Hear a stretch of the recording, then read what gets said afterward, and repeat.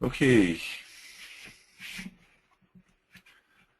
Bonjour à tous et bienvenue dans ce nouvel épisode du Dev du jeudi, l'épisode 5. Alors, je vais partager mon écran.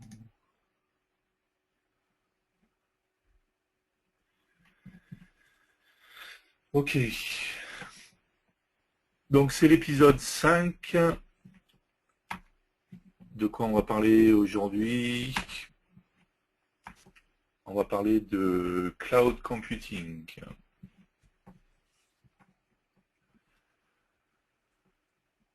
D'accord, donc on va parler du cloud Amazon et du cloud Microsoft Azure, voilà, qui sont deux principaux systèmes de cloud qui existent aujourd'hui.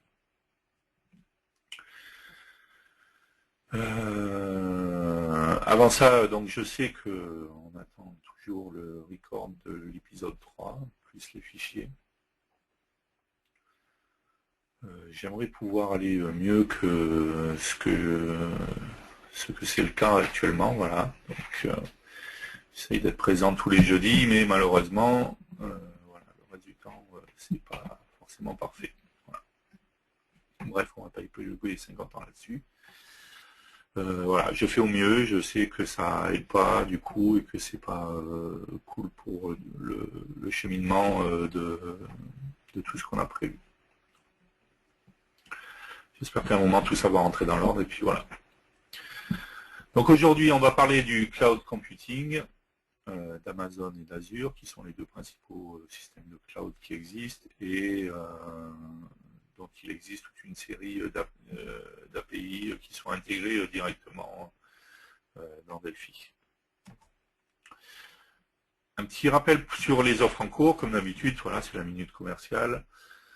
Je rappelle qu'il reste que quelques jours, hein, jusqu'à la fin de la semaine, donc il reste que jusqu'à demain, c'est même plus que quelques jours, il reste que jusqu'à demain pour ces offres, jusque fin mars, et on va parler justement juste à la fin d'un point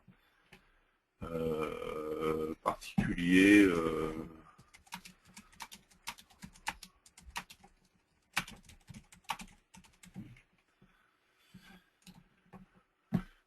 Donc la première offre, c'est le fait de pouvoir bénéficier d'une version architecte au prix d'une version entreprise. D'accord. Donc je rappelle que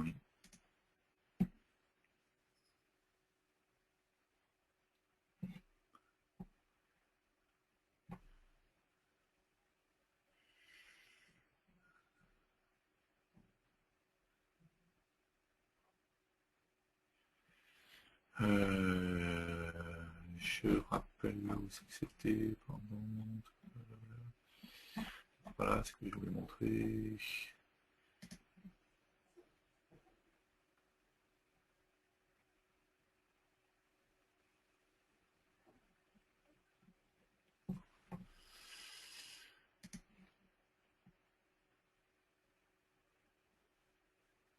Donc je rappelle qu'il existe plusieurs versions, professionnelle, entreprise, ultimate, architecte. La différence entre l'entreprise et l'architecte, c'est que dans l'architecte, vous allez avoir un outil de modélisation de base de données qui s'appelle ER Studio, que William nous a montré dans le premier épisode. Donc aujourd'hui, vous avez possibilité de bénéficier de la version entreprise plus cet outil-là, donc de vous retrouver en version architecte, pour le prix de la version entreprise. Si vous êtes en C++ Builder et que vous faites du C++ Builder, vous pouvez acheter une nouvelle licence, je parle bien de nouvelle licence, et pas de mise à jour, donc c'est bien des nouvelles licences. Et dans ce cas-là, vous aurez 25% de remise. Pour les personnes qui vont acheter des Delphi X3 Pro ou des C++ Builder X3 Pro, vous avez possibilité de recevoir gratuitement le HTML5 Builder. Donc c'est valable que pour Delphi X3 Pro et C++ Builder X3 Pro, puisque le RAD-Studio Pro, lui, comme c'est le RAD-Studio, contient forcément le HTML5 Builder. Donc seulement Delphi X3 Pro et C++ Builder X3 Pro. Et la dernière offre, et je vais juste parler un petit peu plus de cette offre, la possibilité d'acheter Delphi ou Radix 3 avec maintenance. Donc si jamais vous achetez un Delphi X3 entreprise, un RAD Studio X3 professionnel, un RAD Studio X3 entreprise, plus maintenance, vous bénéficierez de 20% de remise sur le prix de la licence. Étant donné que la maintenance équivaut à peu près à 20%, ça revient à avoir à peu près la maintenance gratuitement.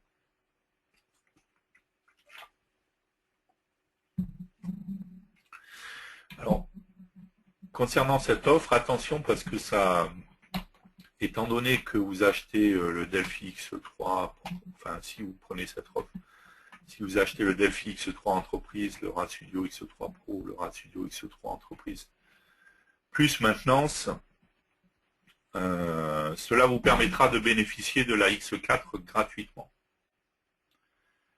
Je vais juste en profiter pour rappeler que comment ça s'appelle, la X4 va bientôt sortir. Normalement, vous avez dû recevoir un email qui va dans ce sens.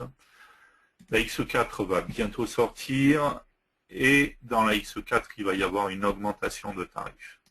Voilà, il est prévu une augmentation de tarifs. Quand je dis que la X4 va bientôt sortir, c'est il est prévu qu'elle sorte le trimestre prochain en fait. Une des principales nouveautés de cette version, de la version X4, c'est notamment la partie mobile pour iOS. D'accord. Donc ce qui veut dire que si vous attendez pour acheter la X4 pour acheter une nouvelle version, forcément vous paierez cette nouvelle version plus chère en fait. D'accord, puisqu'il y aura une augmentation de tarif.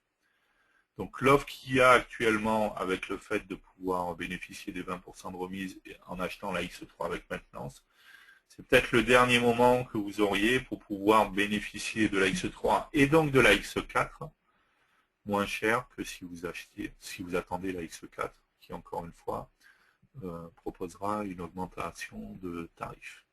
D'accord. Juste parce que je vois des questions concernant les tarifs, donc je vais en profiter pour donner quelques prix.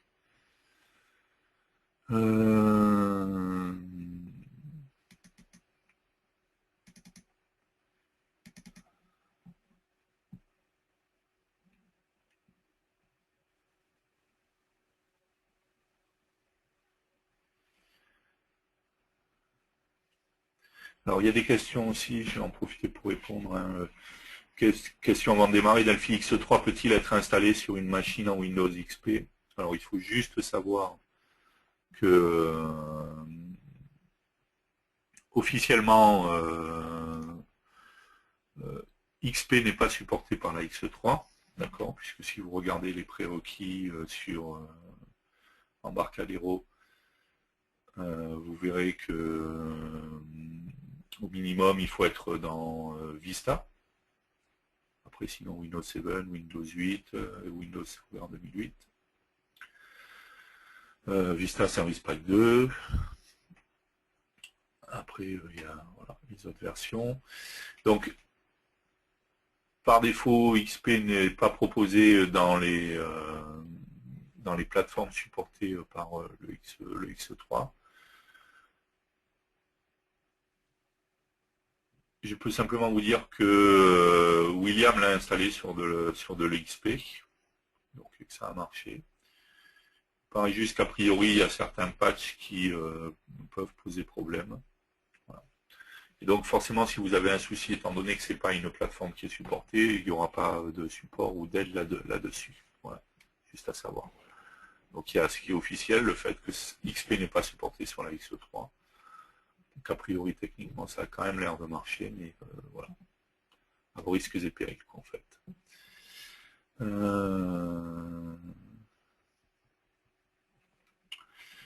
Une personne précise d'ailleurs, Delphi X3 et Upgrade 1 sont passés sur XP sans problème, mais Upgrade 2 ne passe plus. Donc concernant le prix de la maintenance en fait, hein, juste pour donner, parce qu'on pourrait passer la matinée à donner tous les tarifs avec tous les types de licences en fait qu'il y a. Si je prends un Delphi X3 entreprise, donc si je prends un tarif mis à jour, une mise à jour Delphi X3 entreprise va coûter 1299 € hors taxe. D'accord. Tarif mise à jour. Hein. En plein tarif, on sera à 1999 € hors taxe pour une nouvelle licence. La maintenance étant de 600 €. D'accord. Donc, ce qui correspond à peu près au 20% sur une licence pleine, en fait, hein, pas sur une tarif mise à jour. Quoi. Donc, sur le prix de la licence, si vous prenez un Delphi X3 entreprise, plus maintenance, encore une fois, vous aurez 20% sur le prix de la licence. Et du coup, vous bénéficierez, si j'achète un Delphi X3 entreprise, vous bénéficierez d'un Delphi X4 entreprise gratuitement, puisque pendant un an, à partir de la date d'achat, vous pouvez bénéficier de toutes les versions qui sortent à la version équivalente.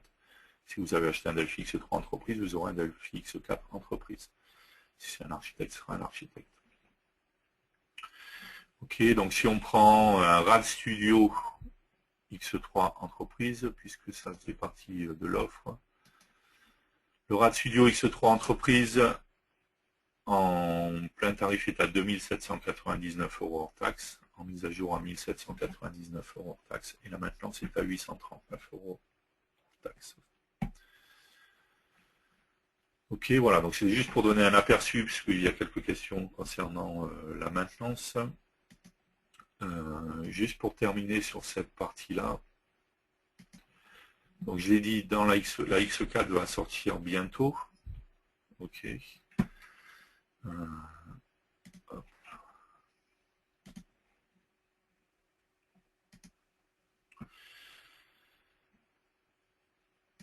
Juste pour vous montrer, je suis bien dans le RAD Studio X4, même si c'est les dernières bêtas en fait. Quoi. Alors, ok, je suis bien Delphi X4, c'est plus celui-là X4. D'accord. Et une des principales nouveautés de la version X4, c'est la possibilité, c'est pas ça que je voulais faire, pardon.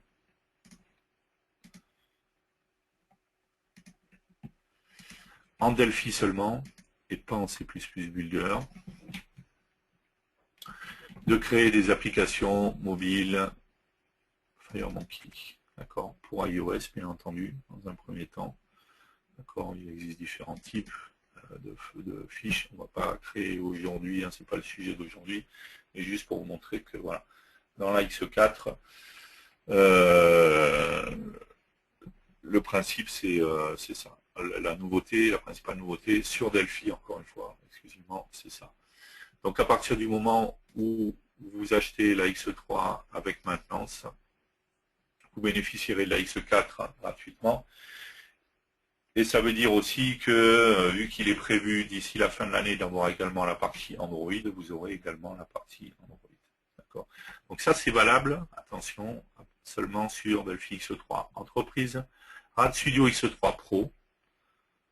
D'accord. Donc il y a une question là-dessus. Est-ce que le dev pour iOS sera inclus dans le RAD Studio X3 Pro? Alors, ça ne sera pas dans le RAD Studio X3 Pro, ça sera dans le RAD Studio X4 Pro. D'accord. Mais bien dans la version Pro du RAD Studio seulement. Si vous achetez le Delphi X3 Pro avec mise à jour, avec maintenance, vous n'aurez pas accès à la partie mobile. Ou le RAD Studio X3 Entreprise. D'accord, donc à partir du moment où vous achetez, plus maintenance, 20% de remise, vous bénéficierez du coup de la X4, donc de la partie mobile. Et voilà, et du coup après quand la version Android va sortir d'ici la fin de l'année, vous bénéficierez également de la version Android puisque la maintenance dure pendant un an. Au bout des un an, on vous proposera de renouveler que la partie maintenance, pas le prix de la licence mais que la partie maintenance. C'est pas obligatoire et si vous renouvelez, vous repartirez pour un an de plus.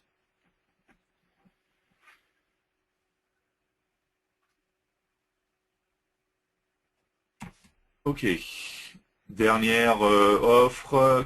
Je rappelle que les composants FireDAC sont disponibles. Si vous êtes en version X3 entreprise minimum, vous pouvez récupérer ces composants FireDAC. Ils sont disponibles gratuitement. Si vous avez une version pro, vous pouvez nous contacter. Il y a des tarifs particuliers pour les gens qui sont en version pro pour en bénéficier à un tarif plus bas.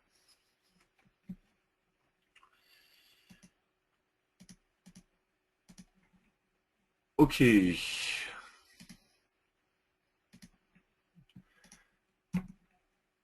Pas d'autres questions sur cette partie un peu plus... que je voulais juste relire les questions liées à ça. Est-ce que X3 est compatible Windows XP dans Cookie? On l'a dit ça. Combien coûte la maintenance? Ok, j'ai donné 20% du prix public du produit. Hein, mais j'ai donné des exemples de prix. Est-ce que le dev pour iOS sera inclus dans le RAD Studio X3 Pro? Donc pas dans le X3, on est bien d'accord, dans le X4 Pro qui va sortir là bientôt. À propos des nouveautés X4, est-ce que ce sont les mêmes pour Delphi et C++ Builder? Donc non, je vous confirme que pour la X4, c'est seulement sur la partie Delphi. La partie C++ Builder va arriver d'ici la fin de l'année pour la partie mobile. Mais là, sur celle qui sort là, c'est que sur la partie Delphi. Quel sera le coût de renouvellement de la maintenance? Donc c'est même les 20% du prix du catalogue, hein, donc qui vous seront proposés de renouveler sans obligation, encore une fois.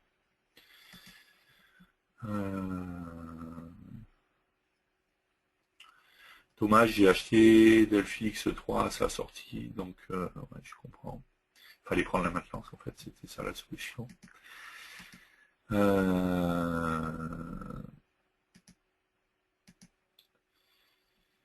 Je ne pensais pas que X4 sortirait si vite. Oui, X4 est sorti plus rapidement que ce qui était prévu. Voilà, tout à fait.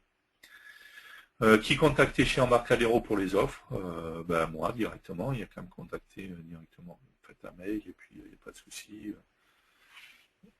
On vous donnera tous les tarifs, tous les prix en fonction de ce que vous souhaitez avoir. Pas de problème. Ok, d'autres questions? Non, alors on va commencer. Donc on l'a dit, la principale, le point qu'on va aborder aujourd'hui, c'est le cloud computing. Et notamment, on va parler de deux principaux acteurs du cloud computing qui sont Amazon et Microsoft avec son système Azure.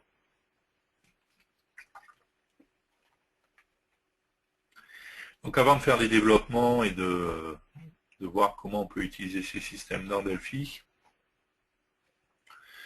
on va voir déjà ce que proposent un petit peu ces différents acteurs, à quoi ça sert, ce que ça nous permet de faire. Ok, donc on va commencer par Amazon.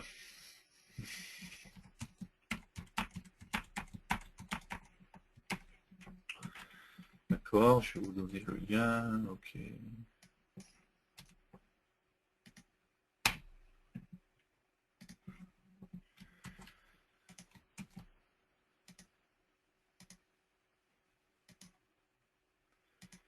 Donc Amazon propose un système qui s'appelle Amazon Web Service, AWS.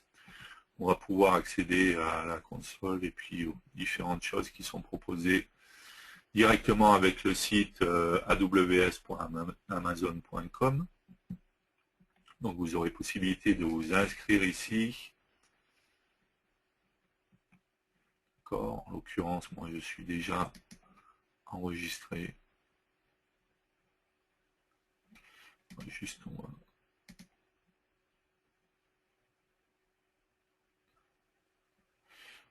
Je suis déjà enregistré. Ok.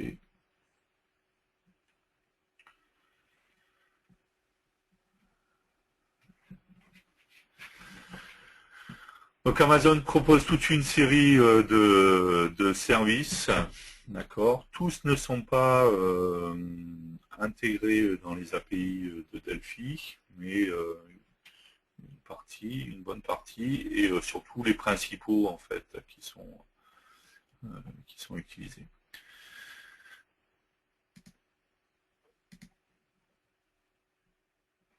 Allez, hop. Ok.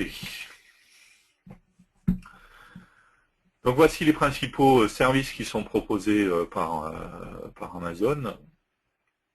Un des plus connus et qui a fait partie des premiers services à être intégré, c'est ce qu'on appelle le système EC2, qui va tout simplement nous permettre d'avoir accès à un ou plusieurs serveurs dans le cloud. Alors, quel est le principe du cloud déjà par rapport à les grandes différences du cloud par rapport à j'ai un serveur chez un hébergeur classique. D'accord que dans le cas de EC2, ça va me permettre d'avoir un serveur hébergé dans le cloud. Mais vous allez me dire, je pourrais avoir très bien la même chose en allant chez n'importe quel hébergeur, OVH, One and One ou bien d'autres, en prenant un serveur, et j'aurai droit à un hébergement. Donc la principale différence du cloud par rapport à des hébergements classiques et traditionnels, donc ça c'est valable chez chez la majorité des sociétés qui proposent des services de cloud, c'est le système de paiement. On est d'accord que ce n'est pas des services qui sont gratuits, donc c'est des services qui sont payants, bien entendu. Par contre, c'est des services qui se payent à l'utilisation. Chez un hébergeur classique, lorsque vous allez prendre un serveur et que vous allez vous allez utiliser ce serveur pour héberger quelque chose, que vous utilisiez votre serveur ou pas, vous paierez tous les mois une certaine somme en fonction du serveur que vous avez pris. Le principe du cloud, c'est que vous allez payer votre service de cloud seulement si vous l'utilisez. Plus vous l'utilisez, plus il y aura de bandes passantes utilisées et plus vous paierez. Moins vous l'utilisez et moins vous paierez. Voilà. Donc la principale différence, elle est là. Donc après, il faut, quand vous vous connecterez chez Amazon, hein, vous verrez, c'est pas toujours simple. Souvent, il y a, on me pose des questions de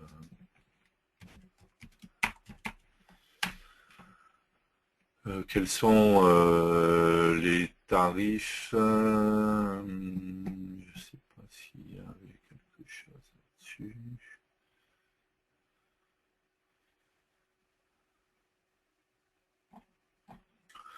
Alors, c'est pas toujours simple de répondre à cette question-là parce qu'il y a plein de critères qui viennent en compte. Hein. Donc, est-ce que vous allez beaucoup utiliser votre serveur? Est-ce que à quel endroit il va être positionné et ainsi de suite, quoi, en fait. D'accord. Donc EC2, c'est un des principaux services qui avait été mis en place dès le début, savoir la possibilité d'avoir accès à un serveur dans le cloud directement.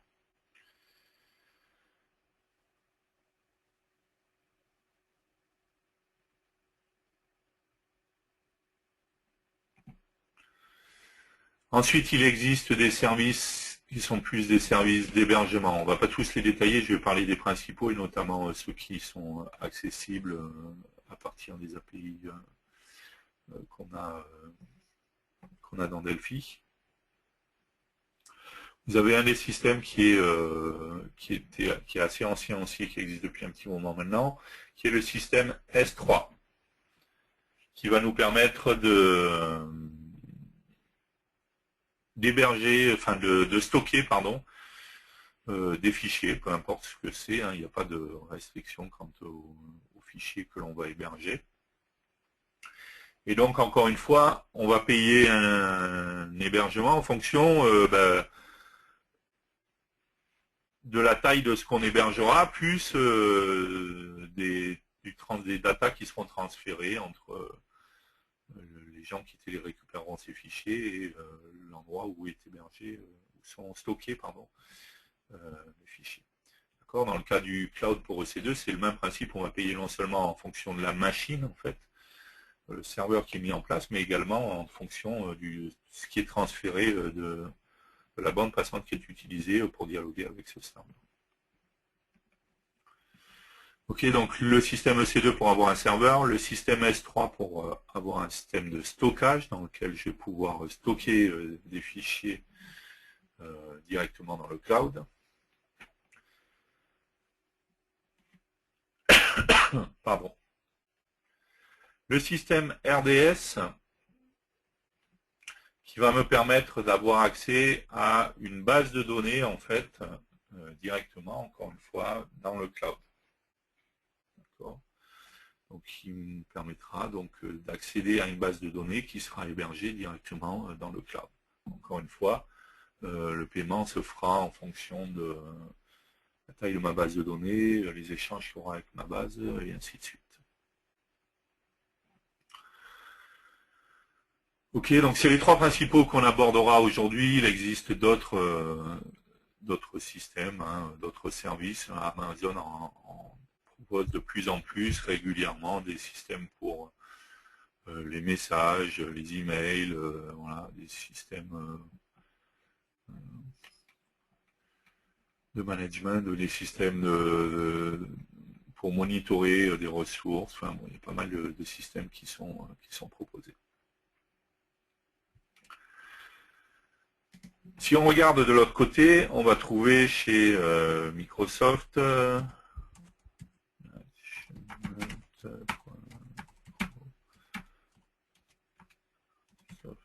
azure.com, si je ne me trompe pas.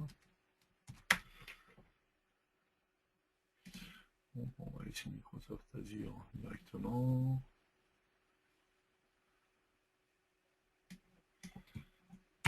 Hop, c'est Windows Azure, c'était pour ça, pas Microsoft Azure.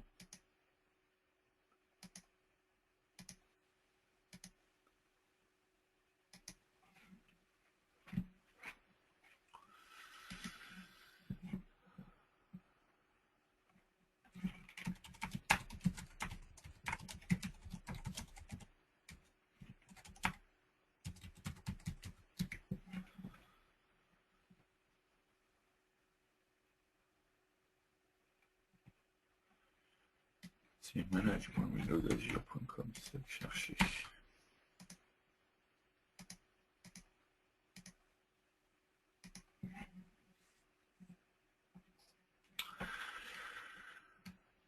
Ok, chez Microsoft, on va se trouver un système qui s'appelle Windows Azure.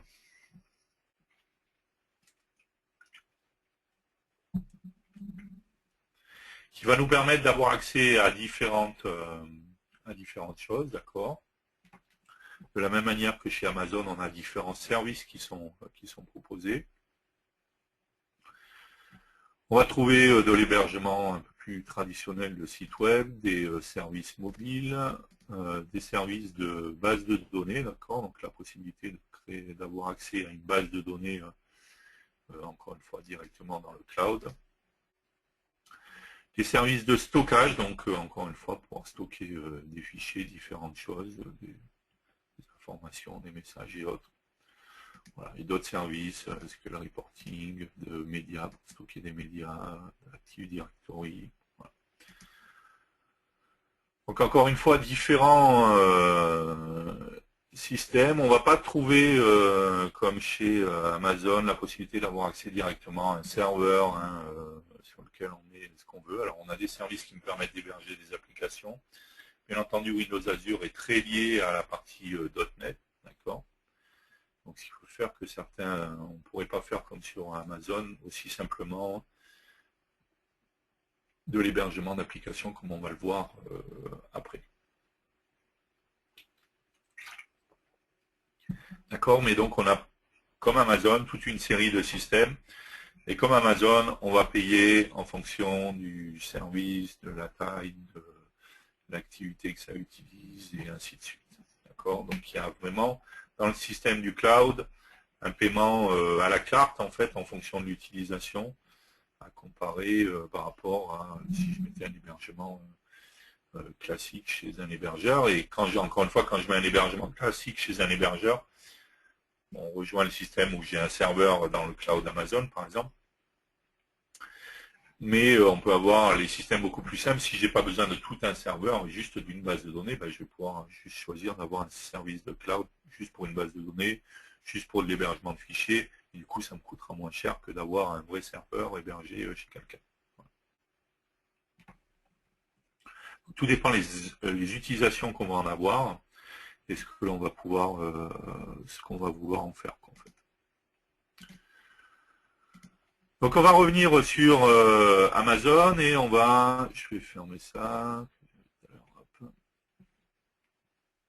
et on va se pencher sur les différents services pour voir comment les utiliser, ce qu'on peut faire, et après on verra comment on pourrait, ça pourrait s'utiliser dans Delphi un petit peu plus tard.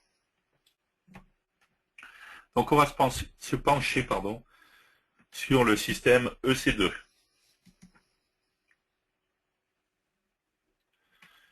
Donc je l'ai dit, EC2, ça va être un système qui va me permettre d'héberger, d'avoir accès à un serveur qui est hébergé directement dans le cloud, d'accord, dans le cloud Amazon. Pour ça, quand je vais sur le service EC2, je vais retrouver différentes choses, différentes options sur la partie gauche qui est ici, d'accord. Je peux réduire hein, pour pas avoir, si je ne veux pas avoir cette zone-là. Et je vais retrouver notamment la partie qui est la plus importante, qui est la partie instance.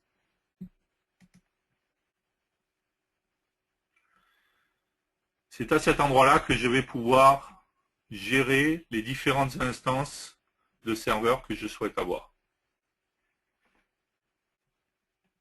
Ici, en l'occurrence, j'en ai déjà une qui est créée. Mais je pourrais décider de créer une nouvelle instance. D'accord ? Pour créer une nouvelle instance, il faudrait que j'aille sur Launch Instance. On va me proposer pardon, un wizard classique, ce qu'on va utiliser, suivant. Et ici, je vais me trouver en fait avec une sélection de serveurs type que je vais vouloir avoir. Donc on va retrouver plusieurs serveurs de type Linux par défaut, premier choix. Et si je descends, je vais également pouvoir trouver des serveurs Microsoft Windows en fait. Ici on a un Microsoft Windows Server 2008 de base, en 64 bits ou en 32 bits. Je vais en trouver d'autres, donc un 2008 R2. Si je descends, je vais trouver un Microsoft Windows Server 2008 R2 avec SQL Server Express et 2IS. Un Microsoft Windows Server 2008 R2 avec SQL Server Web. Encore en dessous, à chaque fois, il est détaillé à quoi correspond un Windows Server 2012, un 2012 avec SQL Server Express, SQL Server Standard, ainsi de suite. Certaines fois, j'ai le choix de est-ce que c'est du 64 bits, est-ce que du 32 bits. Selon les machines, certaines fois, je peux avoir que du 64 bits. C'est le cas dans les dernières propositions à Windows. D'accord, et donc il va me falloir, sélectionner la machine que je souhaite créer, d'accord, l'instance que je souhaite créer. Imaginons que je prenne celle-là, par exemple. Pardon. Je vais dire combien je vais vouloir d'instances. Quel type de serveur je veux après. Donc ça va avoir un impact sur le nombre de CPU, la mémoire qui va être utilisée, et ainsi de suite. Hein. On voit qu'on a un serveur T1 micro, d'accord, il y a juste 2 CPU, un core, 613 mégas de mémoire, d'accord. Si je veux plus de RAM, si je veux plus de CPU, plus de cœur, je vais monter. Bien entendu, tout ça aura un coût différent selon le choix de la machine que je vais prendre.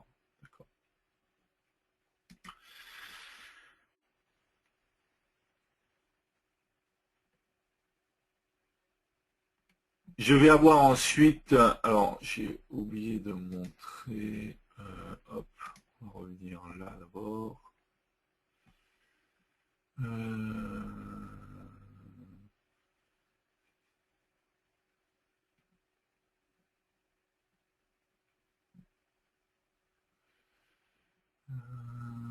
cherche à quel endroit ça.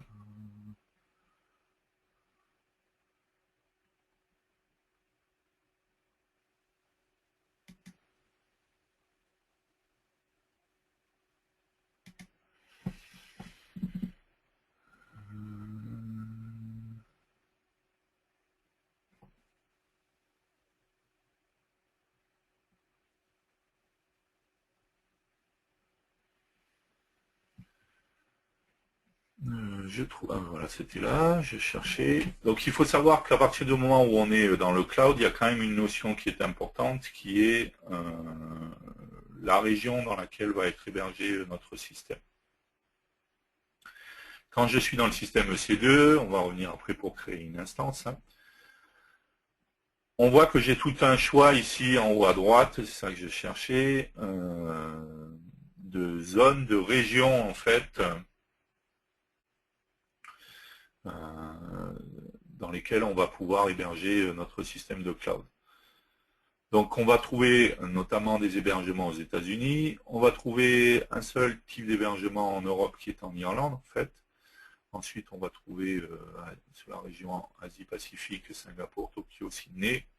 Et pour l'Amérique du Sud, on va retrouver Sao Paulo. D'accord, donc ce qui veut dire qu'une des principales règles qui est importante aussi à savoir dans les systèmes de cloud, encore une fois, ça c'est pas particulier à Amazon, c'est valable sur tous les acteurs du cloud aujourd'hui, c'est que du coup, à partir du moment où je décide d'héberger ma machine à un endroit ou à un autre, dans une région ou à un autre, le coût ne sera pas forcément le même, forcément. Il y a des régions dans lesquelles ça coûte moins cher que d'autres, mais du coup, je suis soumis aux règles et aux lois de cette région. Ce qui veut dire que si j'ai un souci ou quoi que ce soit, dans ce cas-là, ce qui sera pris en compte, c'est les règles et les lois de la région concernée. Donc il faut faire attention du coup à dans quelle région on va héberger notre système de cloud pour savoir qu'est-ce qui va être pris en compte en cas de problème. Donc c'est souvent le point négatif qui est mis en avant dans le cloud et qui peut gêner certaines sociétés pour utiliser. Donc on voit que par défaut je suis sur la région Irlande, d'accord, la région Europe. C'est ce qui fait du coup que lorsque je recrée une instance, si on revient ici, ok, je continue, j'ai donc bien dit, je prenais, voilà, par exemple celui-là. J'ai bien différentes zones, mais qui sont toutes en Irlande, qui sont des zones Europe, d'accord. Ensuite, j'ai, ça c'est des options par rapport au monitoring, d'accord, et je peux faire continuer. Je vais pouvoir créer des clés de sécurité, d'accord, c'est les clés de sécurité qui me permettront d'accéder à ma machine notamment. J'ai déjà des clés qui existent, je peux les utiliser. Je peux avoir des groupes de sécurité dans lesquels j'ai défini certaines règles de sécurité, d'accord. Et une fois que j'ai terminé, voilà, j'ai possibilité de lancer. À partir du moment où je vais faire lancer, il va me créer une instance, d'accord. Ici, j'en ai déjà une qui est créée, ça sert à rien que j'en demande une autre. Je me retrouve avec une instance. Cette instance a été créée, c'est une instance Windows, d'accord. Lorsque je clique dessus, en dessous, je vais trouver toute une série d'informations, d'accord, sur cette instance.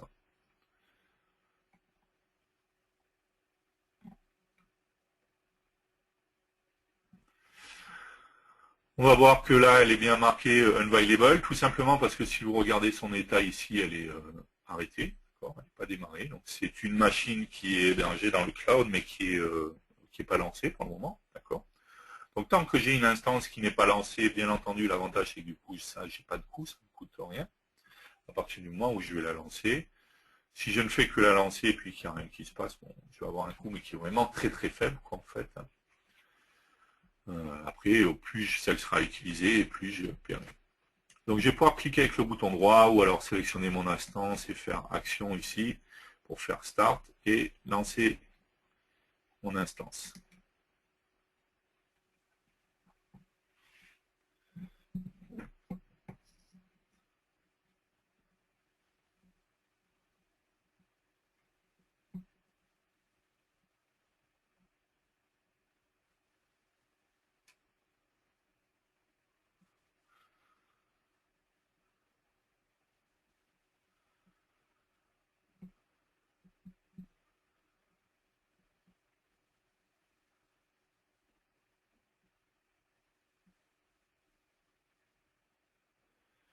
Donc l'instance est en train de se lancer.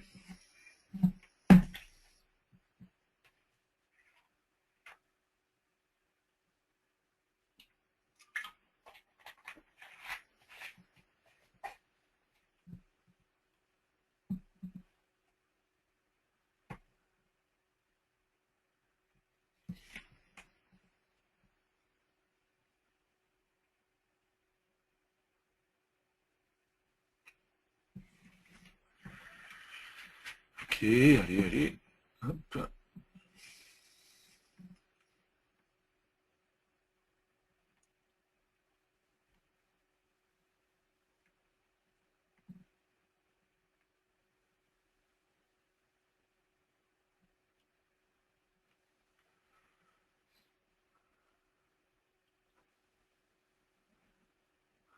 Il est bien long cette fois.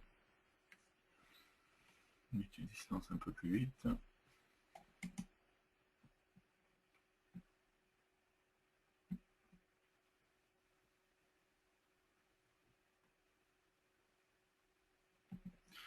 Ok, j'ai récupéré mon adresse qui est là. C'est ce qui m'intéresse. Donc, il est lancé, il est en train d'être finalisé, d'être lancé, mais je peux déjà y avoir accès. Je vais trouver ici donc les différentes informations sur mon instance, d'accord. Et je vais trouver notamment un DNS public, d'accord, qui est celui-ci, qui va me permettre d'accéder à ma machine. Ce qui veut dire du coup que, comme je suis sous Windows, si je copie ça, que je vais dans la connexion bureau à distance, d'accord, je colle cette adresse, je fais connexion, hop,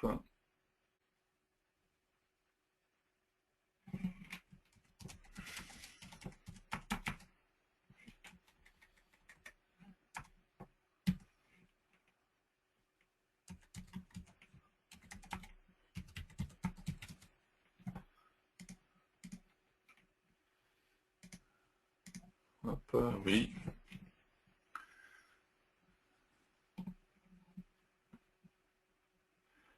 Je me retrouve bien sur mon serveur, d'accord, je suis sur ma machine, qui en l'occurrence est hébergée dans le cloud Amazon. D'accord, donc c'est un serveur Windows, hein, je vois bien ici. J'ai les informations, je suis sur un Windows Server 2008 R2 Data Center, voilà, j'ai 7 Go de RAM, j'ai un processeur 2,34 GHz, j'ai un système 64 bits, il n'y a pas de système tactile bien sûr, et je suis sur un serveur Windows, d'accord, sur lequel du coup je peux installer et faire fonctionner tout ce que j'ai envie de faire fonctionner. Ce qui veut dire également que très facilement on se rend compte que ben, voilà, je pourrais exécuter une application Delphi ou C++ Builder, bien entendu, que j'aurais créé et que je déploierai sur ce serveur. C'est ce qu'on fera après, hein, on verra du coup comment on pourrait utiliser les systèmes de déploiement qui sont intégrés à Delphi. Et on pourrait par exemple avoir un serveur DataSnap qui serait installé sur du cloud, d'accord, sur une machine en cloud, et qui fonctionnerait et qui me permettrait voilà, d'être disponible tout le temps pour pouvoir y avoir accès.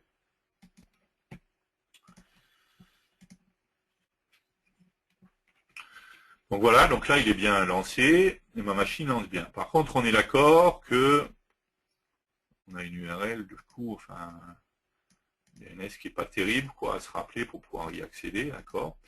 On a possibilité également dans Amazon sur le système EC2 de créer des adresses IP spécifiques pour mes serveurs. Ça va être le système qu'on a ici qui s'appelle Elastic IP. D'accord, les autres services sont des services, enfin les autres options sont des options de sécurité qui me permettent de définir plein de droits ou pas, hein, que j'ai déjà paramétré bien avant. Donc Elastic IP, en fait, en l'occurrence, j'ai déjà une adresse qui est disponible. Pour l'instant, j'ai juste cette adresse qui est disponible, mais qui est liée à rien du tout. Si j'avais besoin d'une nouvelle adresse de la même manière que pour EC2, bah, j'utiliserai le wizard qui est proposé. Voilà, locate new address. Dans quel service je vais l'utiliser? EC2. OK, yes, allocate. J'ai une nouvelle adresse IP qui m'a été attribuée. D'accord. On va supprimer celle-là, j'en ai pas besoin de 50.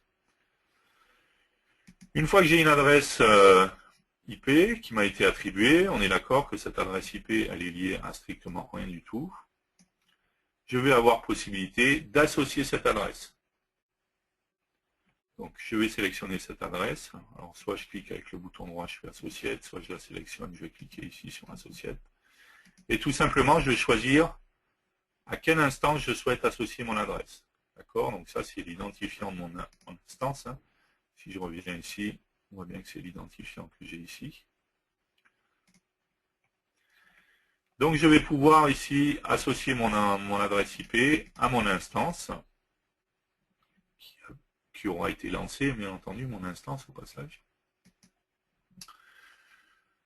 OK, mon adresse IP a bien été associée au DNS de mon instance. Du coup, ça me permettrait maintenant de prendre cette adresse IP, et au lieu d'avoir mon DNS super complexe, d'utiliser simplement mon adresse IP.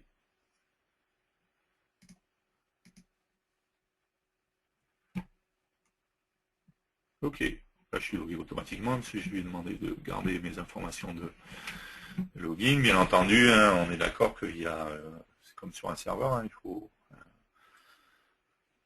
un login et un mot de passe pour accéder à la machine. D'accord? Et donc j'accède bien à ma machine et du coup j'ai une adresse IP et c'est plus pratique quand je vais vouloir dialoguer avec ma machine, que ce soit pour y transférer les choses ou pour dialoguer avec un serveur DataSnap par exemple ou ce genre de choses. OK. Lorsque je me délogue, OK. Ah. J'ai bien du coup mon instance qui est en train de tourner, qui fonctionne, et une adresse IP qui a été rattachée à mon instance. D'accord. Donc bien entendu, à partir du moment où j'ai une instance qui tourne, à partir de ce moment-là, je vais avoir un coût. Hein, donc après, tous les mois, j'ai des relevés d'Amazon qui me dit l'utilisation qui a été faite de mon serveur et combien ça coûte. On est d'accord, ce que j'ai dit, hein, si j'ai juste lancé mon serveur, que j'y accède pas, qu'il n'y a jamais rien qui dialogue avec mon serveur, le coût va vraiment être très très faible, hein, c'est de l'ordre de quelques euros par mois. Après, au plus j'utiliserai mon serveur, plus je paierai. Quoi. Donc encore une fois, tout va dépendre de la machine, de l'utilisation qui va en être faite, de la région aussi dans laquelle est ma machine. Voilà, donc il y a plein de critères qui rentrent en jeu. Ok, on va faire une petite pause. Je vais répondre aux questions. On va continuer après.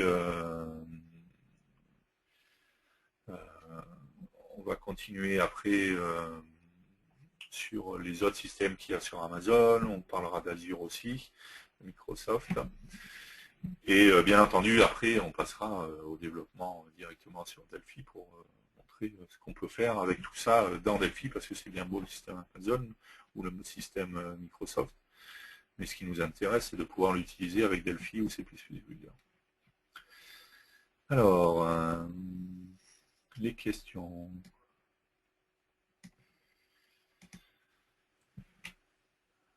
Alors, service payant ou gratuit? Donc, c'est un service payant. Hein, les services de cloud sont des services payants.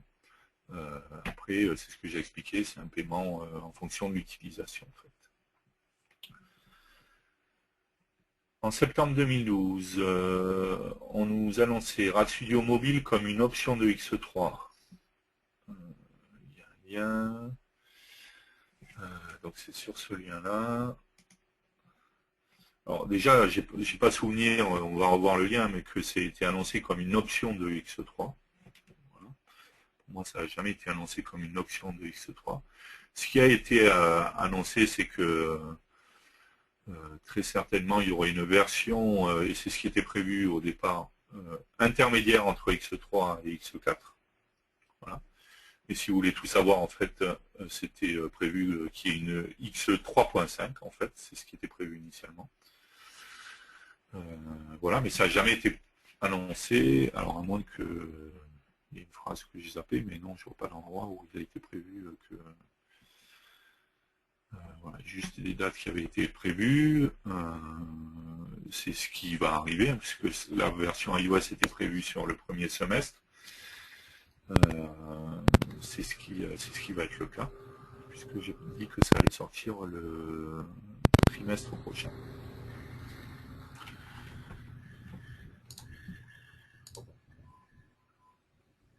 Muted.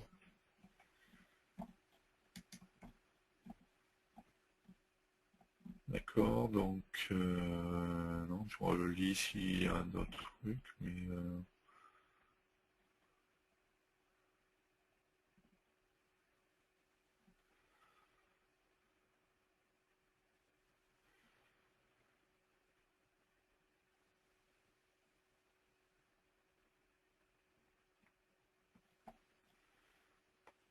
pas d'endroit où c'est marqué que c'est...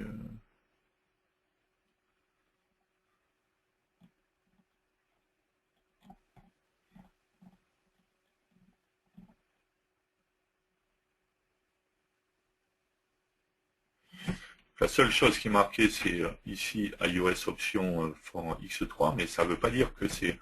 Ok, c'est peut-être une mauvaise interprétation du slide, mais ça ne veut pas dire que c'est une option pour X3. C'est quelles sont les options pour ceux qui sont en X3 pour accéder à la partie iOS. D'accord.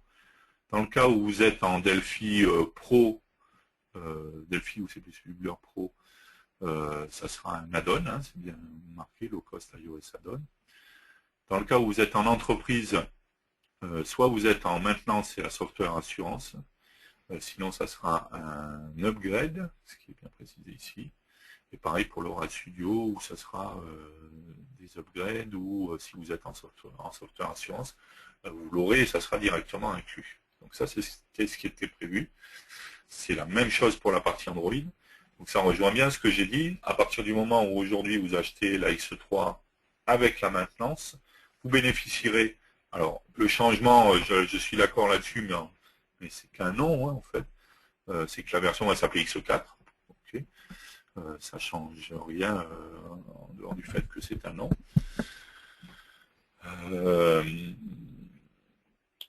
Si vous êtes en maintenance, si vous prenez la X3 avec la maintenance, vous aurez gratuitement, en fait, sauf pour les versions Pro, c'est bien ce qui est marqué. Dans les versions Pro, il n'y a aucun endroit où il est marqué que la software assurance va l'intégrer. C'est toujours marqué low cost iOS add-on ou low cost iOS Android add-on. Donc il y a quelque chose à payer. Ce sera un upgrade dans le cas où je suis en Delphi ou c'est plus Builder Pro. Pour la partie entreprise ou Rad Studio Pro ou Rad Studio Entreprise, si vous êtes en maintenance, vous bénéficierez de cette partie gratuitement en fait. Vous n'aurez pas à la payer. Vous l'aurez dans la X4. Donc j'insiste bien sur le fait que ce n'était pas marqué que c'était une option d'X3. Par contre, il était précisé que pour les gens qui sont en X3, voilà les différentes options qu'ils auront en fonction de la version qu'ils ont pour y accéder.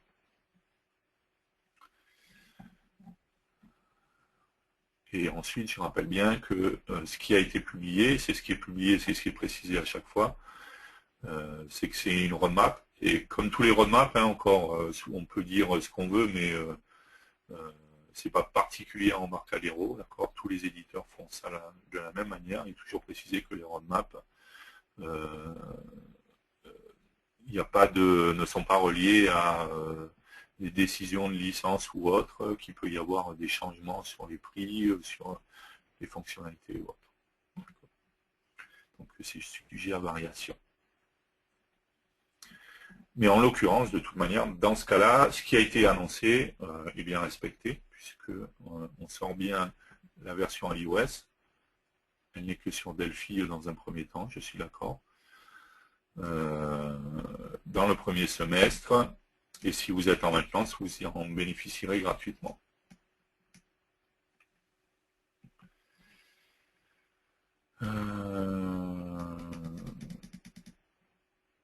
Alors, je vais finir de lire la question parce qu'elle n'était pas finie. Malgré le nombre énorme de bugs encore ouverts sur Delphi X3 sur Quality Central, on nous annonce qu'il faudra acheter un nouveau Delphi X4. Je me demande si je vais continuer à suivre. Bon, je n'ai pas quoi répondre au fait que vous ne souhaitez plus suivre, mais en l'occurrence, par rapport à ce qui a été annoncé, je suis désolé, mais ce qui est fait correspond à ce qui avait été annoncé. Qui a créé l'instance sur Amazon, toi ou Amazon? C'est bien moi qui ai créé l'instance, encore une fois, je l'ai dit, on vient ici, dans l'instance, je vais faire launch instance, et je vais tomber sur un wizard qui va me permettre de créer une instance. Une fois qu'elle est créée, je la retrouve ici, et ensuite je peux l'arrêter, la relancer, et ainsi de suite.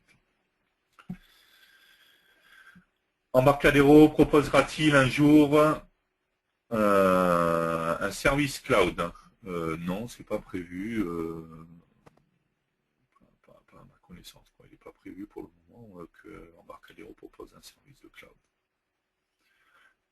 Notre métier, ça reste de faire des outils de développement et des outils autour de la base de données. Donc, faire de l'hébergement, ça reste un autre métier, quoi. Donc, pour moi, c'est deux choses complètement différentes. Donc, je ne pense pas qu'un jour Embarcadero propose ce genre de service.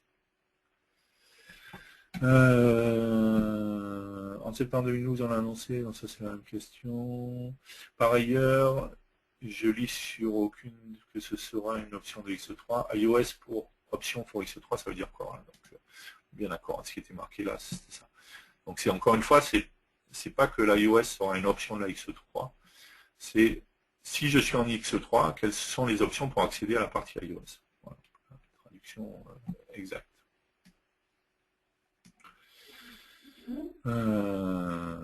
X4 est pour quand? Donc je l'ai dit, X4 sortira le trimestre prochain.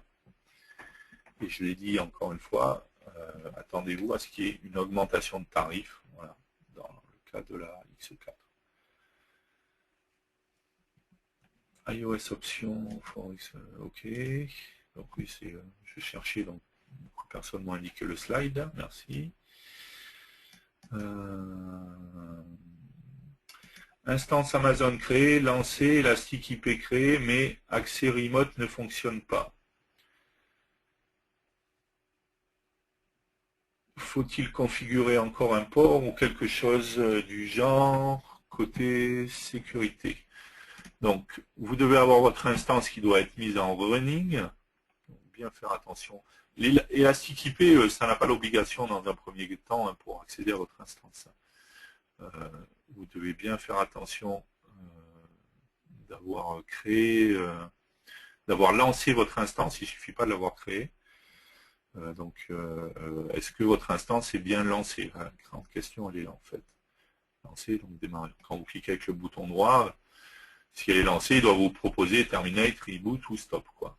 Mais s'il vous propose le start, quoi, c'est que elle n'est pas. Si elle est running, d'accord. Donc, si votre instance est bien running, vous devez avoir ensuite, quand vous sélectionnez sur votre instance, on va laisser de côté l'élastique IP pour l'instant. Parce que l'élastique IP, il ne faut pas juste la créer, il faut également l'avoir rattachée.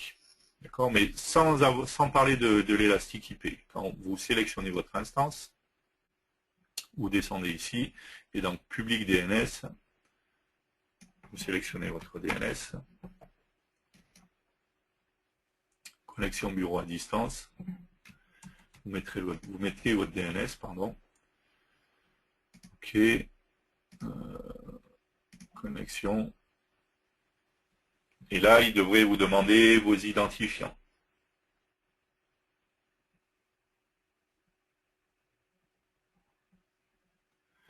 Donc déjà, est-ce que vous arrivez à ce niveau-là, quoi? Logiquement, vous devriez arriver à ce niveau-là. Après que les identifiants ne soient pas corrects ou ce genre de choses, ça je veux bien. Mais déjà, là, logiquement, vous devriez arriver à ça. Donc si vous arrivez à ça, après, il va falloir aller dans... Donc si vous êtes sur votre compte, il y a une étape que je n'ai pas montrée, bien entendu, dans Security Credential.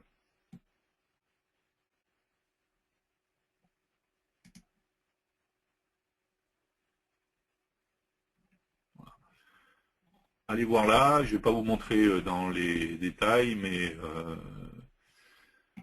notamment sur la partie identifiant de compte qui est tout en bas.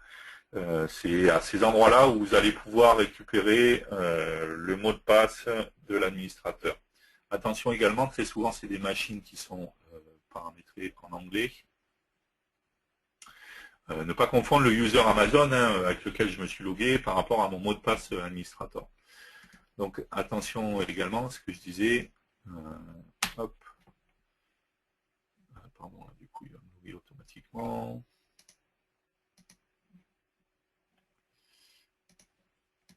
Hop.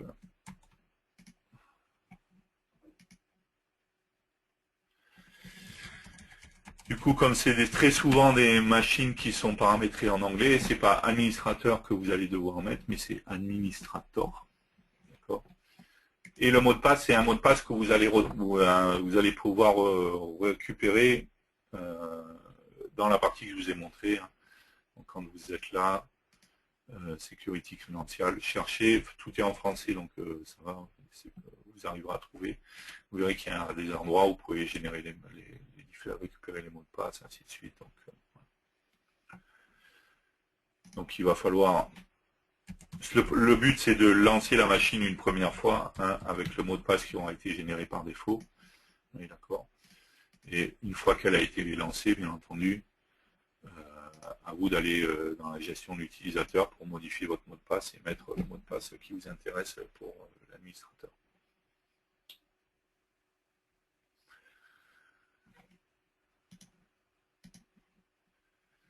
Ok, d'autres questions? Avez-vous connaissance des grands avantages, intérêts du cloud?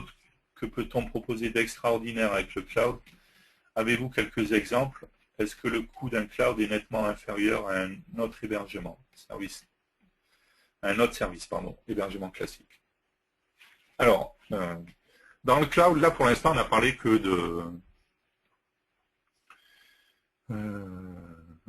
pardon, mais j'ai sauté des questions déjà. Le cloud peut-il proposer un espace de stockage et non un serveur? Donc oui, il peut proposer des espaces de stockage. Donc du coup, je rebondis sur la dernière question que j'ai lue juste avant. Avez-vous des connaissances d'avantages et intérêts du cloud? Si on parle en tant que serveur, j'héberge une machine, comme c'est le cas avec le système EC2, dans le cloud. Si le but, c'est que cette machine soit utilisée tout le temps, qu'il y ait un gros trafic sur cette machine et tout ça, sincèrement, prenez un hébergement classique. Un des intérêts du cloud, ça va être l'utilisation. On parle de serveur là pour l'instant. Après, je vais revenir sur les autres services. Un des intérêts, c'est donc de payer à l'utilisation. Donc, ça peut être intéressant si j'ai des utilisations que ponctuelles. Quelque chose qui peut être intéressant, je sais que je connais certains clients qui font ce cas d'utilisation. J'ai un client qui est intéressé par mon nouveau logiciel et tout ça. Je vais lui dire, ok, écoutez, ce que je vais faire, c'est que je vais vous mettre à disposition une machine pendant 15 jours. Vous allez pouvoir tester mon logiciel. Je crée une instance, d'accord. On peut lui refacturer, par exemple, ces 15 jours. L'avantage, c'est que du coup, j'ai toutes les informations de ce qui est utilisé, du trafic, de l'utilisation qui est faite. Donc, ça me permet, si j'ai besoin de refacturer des choses, d'avoir tout ce qu'il faut. Je me crée une instance. Sur cette instance, je vais installer mon logiciel. Je vais donner l'adresse IP et les identifiants spécifiques à mon user.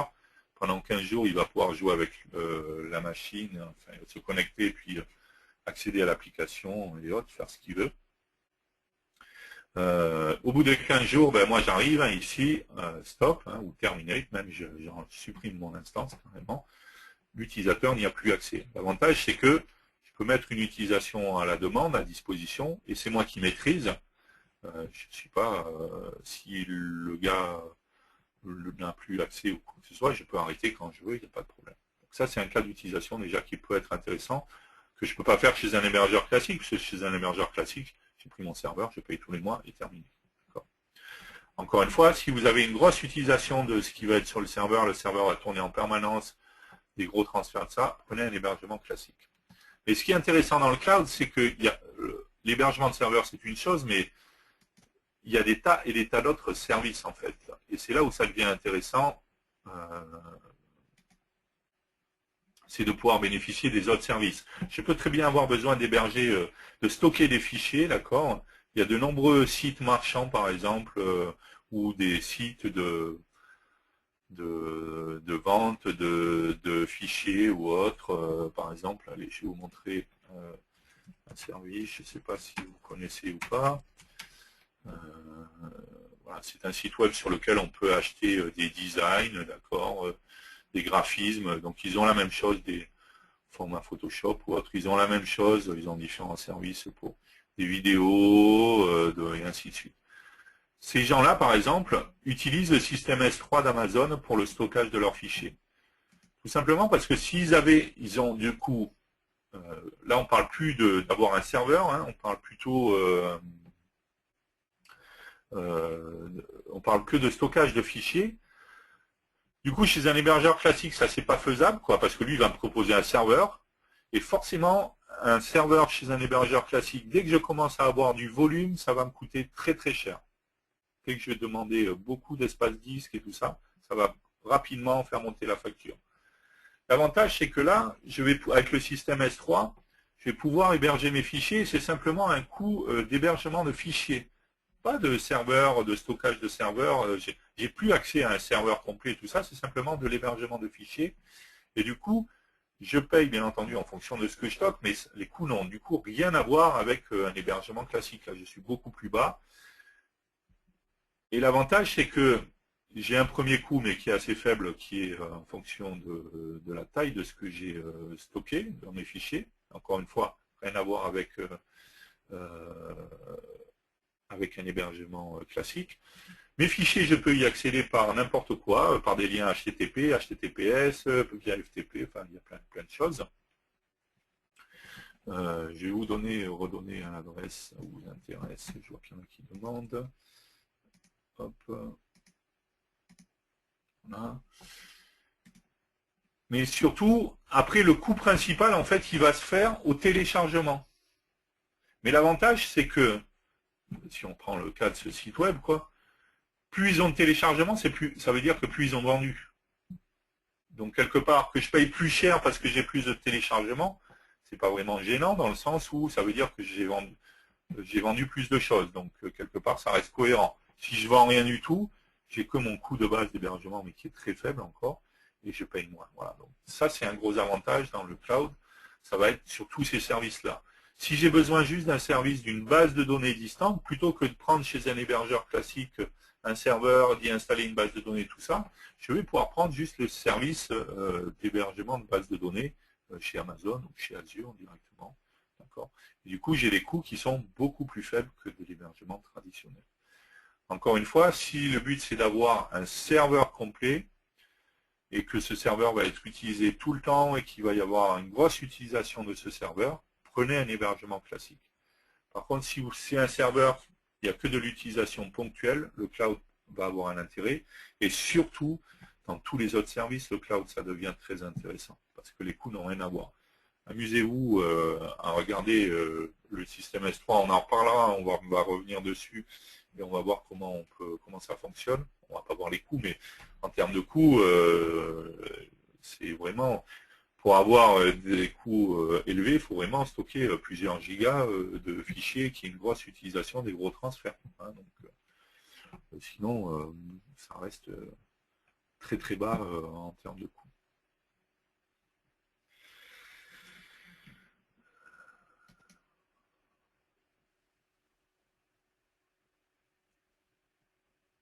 Bonjour à tous, pouvez-vous me dire l'utilité d'un service cloud de CDE? Car pour moi, avoir votre démonstration, c'est juste une... ok. C'est quoi l'adresse des graphiques? Ok. Ok, d'autres questions? Non? Bon, alors on va faire une petite pause. Pause café, pause pipi, pain au chocolat. J'attends vos pains au chocolat. Hein. Toujours qu'il y en a qui m'envoient des pains au chocolat, mais je les ai toujours pas reçus. Voilà. Ok, on fait une pause et on se retrouve dans quelques minutes. À tout de suite.